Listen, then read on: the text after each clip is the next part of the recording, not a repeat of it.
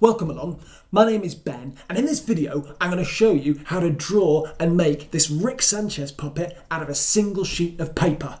Now, on this channel I design, create and show you how to make paper-based working replicas of beloved Muppets, puppets, characters and creatures. Now, they can be pretty complex to make, so in this series I'm keeping it simple and I'm going to show you how you can bring to life your favourite characters and creatures using a single sheet of paper. Now, the basis for creating all of the paper puppets in this series is my printable folding template kit, which you can grab for a small one-off payment from my online store and then use again and again and again to create your own collection of paper puppets. So let's get into it. This is how to draw and make a Rick Sanchez puppet out of a single sheet of paper. We're using template 4 from our puppet building kit, which we'll cut in half, leaving aside the blank half for drawing the body later on. We also have this little diagonal grid at the centre of the top half, so if you're drawing along at home, you can match the sketch proportions using the grid as a reference guide. We start with his nose, a looping U shape in the centre of the bottom triangle of the grid, and then onto his eyes, two large circles, each covering the majority of the two side triangles of the grid. Don't worry too much about accuracy at this stage. His pupils are little wiggly circles in the centre of each eye. The bags under his eyes are simple upturned curves. And then we mark in the outline of the top half of his face, which crosses through the top corners of the grid.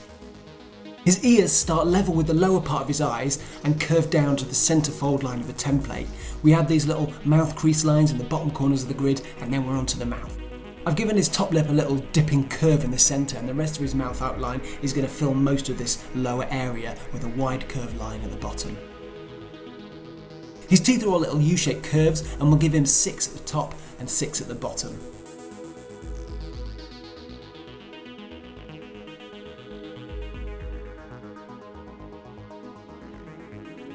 Then we add his tongue, his chin, and a little splash of drool under his lower lip. Then we mark out his hair. We'll eventually need to glue on some extra bits of hair at the top, but we'll get to that a little later. And we'll also need to be cutting around his hair shortly as well.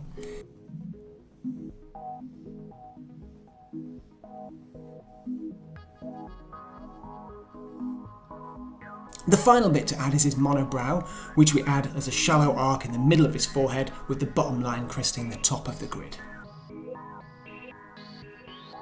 Next we ink in the lines with a black biro pen, making any final adjustments as we go. Once done, we erase the pencil marks ready to colour in.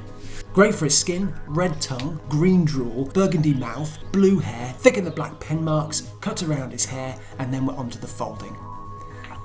I'm not going to go through every detail of the process, as when you purchase my kit you get access to the full video instructions for folding this template, but regardless, hopefully this gives you a good enough impression of how it all fits together.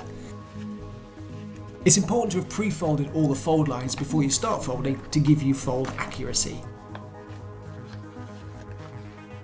And all the folds you're seeing here are going to allow Rick's mouth to open and close, as you can see here. Then we fold in the top corners of the template, which helps to give his head a bit of three-dimensionality. The corners fold in a few times along diagonal lines that all meet at a point. This leaves a little tab at the external corner, and this tab folds back in on itself to lock in place. And you can see this in more detail if you purchase the kit. So, I missed a bit of colouring in, and I'm just adding some black to these areas so that it's less noticeable when complete.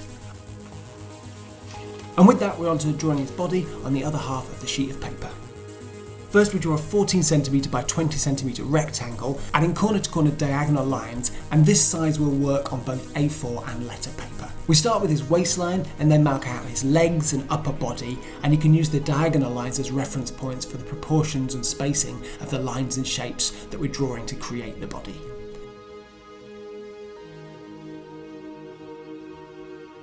These ovals are where his hands are going to be, and we'll come back to that in a bit, but first we just want to link them up to the top of his body.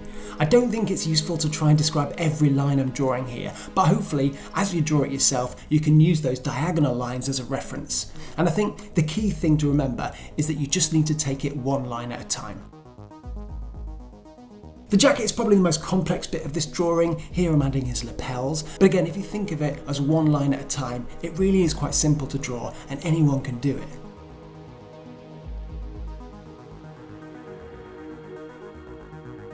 Here we're giving the bottom of his jacket a bit of uplift as if he's running forward. Actually, maybe his hands are a bit trickier than his jacket. Think of them as palms forward and stretching out, so in each case you have the thumbs facing the opposite direction to the other fingers. Again, don't worry too much about accuracy, as we can amend when we get to the inking in stage.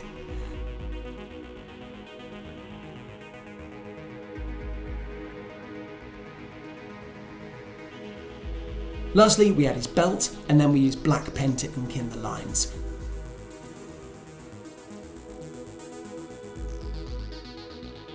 I mentioned earlier about adding in some extra hair, and so we need to add these 2 hair sections in the gaps left on the paper, alongside an extra strip to make a finger loop that will help us when it comes to opening and closing his mouth.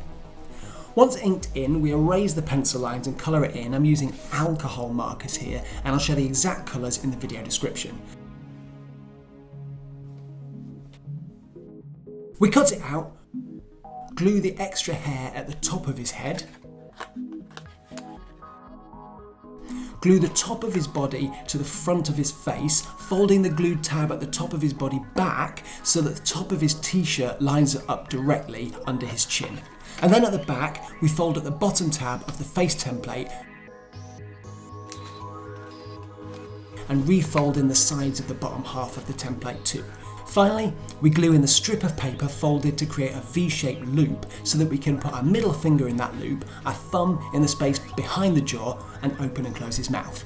And that is a Rick Sanchez puppet made from a single sheet of paper. See you next time. Bye!